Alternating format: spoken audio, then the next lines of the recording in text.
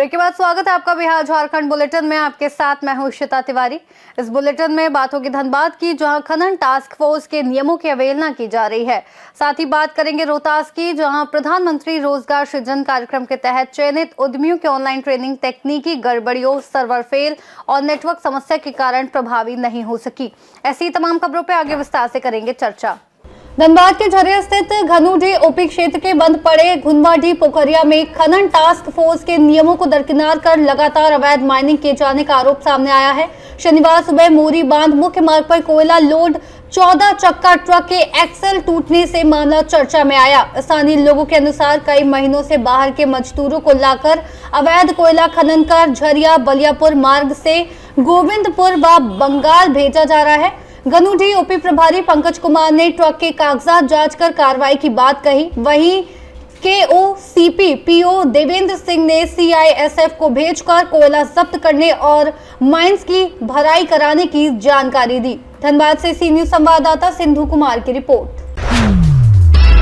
रोहतास जिले में प्रधानमंत्री रोजगार सृजन कार्यक्रम के तहत चयनित उद्यमियों की ऑनलाइन ट्रेनिंग तकनीकी गड़बड़ियों, सर्वर फेल और नेटवर्क समस्या के कारण प्रभावी नहीं हो सकी, जिससे योजना के क्रियान्वयन पर सवाल खड़े हुए।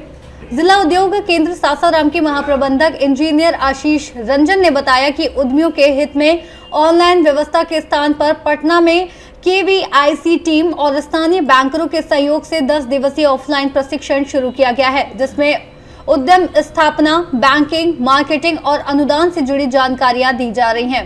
जीपी लाभार्थी हेतु प्रशिक्षण का शुभारंभ किया गया है।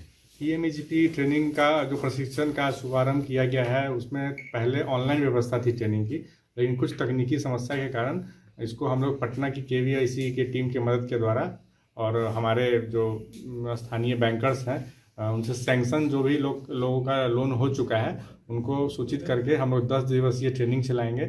इसमें जो भी इनका मॉड्यूल है उस हिसाब से ट्रेनिंग करा के 6 फरवरी को इनका डिसबर्समेंट और सैंक्शन कैंप किए जाना है पूरे राज्य में। तो हमारे ज़िला में भी 6 फरवरी को ही निर्धारित है। उस कैंप में हम लोग इनको सर्टिफिकेट के बाद डिसबर्समेंट लेटर देंगे ताकि ये लोग आगे का उद्योग लगा सकें। रोहतास से सी न्यूज संवाददाता पंकज कुमार की रिपोर्ट।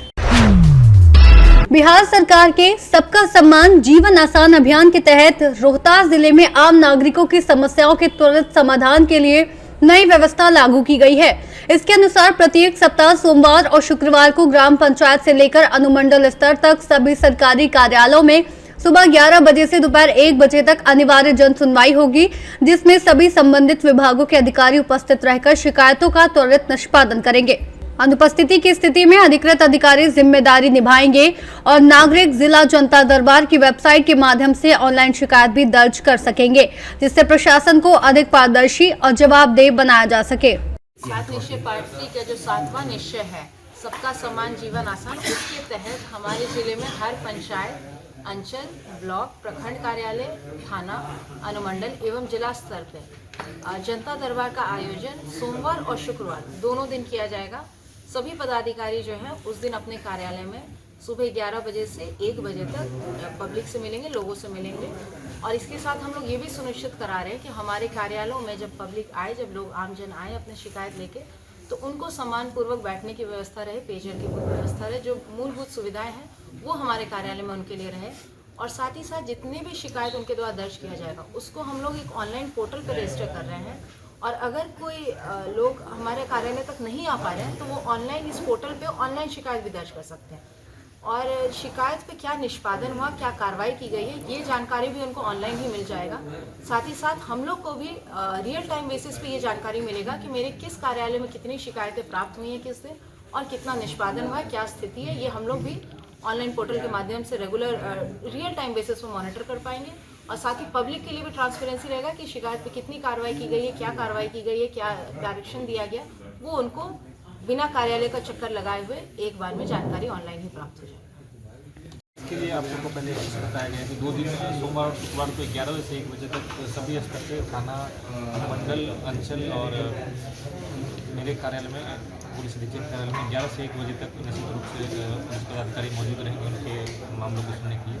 और सप्ताह में 2 दिन थाने का सर्विस, जिसके तहत पहले ही आपको सासाराम टाउन, विक्रमगंज, डेहरी, कोड़ीगोला और दिनारा 5 थानों में समय देकर निरीक्षण किया गया था और आम लोगों की शिकायतें भी सुनी गई थी। इसी प्रक्रिया में अब इस सप्ताह का जो शेड्यूल है वो जारी किया जाएगा और उस दौरान जो उस थाना क्षेत्र के लोग हैं अपने कांड से संबंधित शिकायतें और जो भी उनका आवेदन है वो दे सकते हैं। उनका जो निष्पादन जितनी जल्दी हो सके उस काम से संबंधित अनुसंधानकर्ता को निर्देश देकर किया।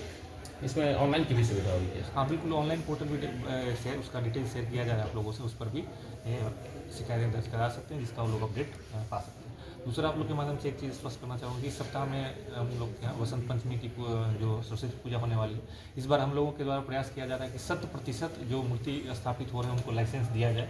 इसके लिए हर थाना में प्रभारी को पहले दिशा निर्देश दिए गए हैं कि हर थाना में एक हेल्प डेस्क होगा, एक पदाधिकारी को अंकित किया जाएगा जो पदाधिकारी की जिम्मेदारी होगी कि सभी मूर्ति जो थाना क्षेत्र में स्थापित हो रहे हैं उनको लाइसेंस निर्गत करना सुनिश्चित करेंगे। तो हम सभी लोग आप लोग के माध्यम से जो जिले के सभी लोग हैं उनसे अनुरोध करेंगे कि आप मूर्ति स्थापित करते हैं तो आप निश्चित रूप से लाइसेंस लें, ताकि हम लोग भी उन लोगों के साथ बेहतर सहयोग उनको कर पाएंगे और हमारी तरफ से बेहतर मदद उनके लिए हो पाएगा। इस बार जनरली ये बाकी त्योहारों में, दुर्गा पूजा में ज़्यादा संख्या में लाइसेंस दिया जाता है, लेकिन सरस्वती पूजा में बहुत कम लोग लाइसेंस लेते हैं। तो इस बार हमारा ये मिशन मोड में हम लोग का प्रयास है कि सारे जो मूर्ति स्थापित हो रहे हैं उनको लाइसेंस निर्गत किया जाए। रोहतास से सी न्यूज संवाददाता पंकज कुमार की रिपोर्ट। फिलहाल बिहार झारखंड बुलेटिन में बस इतना ही। देश और दुनिया की तमाम बड़ी खबरों के लिए देखते रहिए सी न्यूज भारत।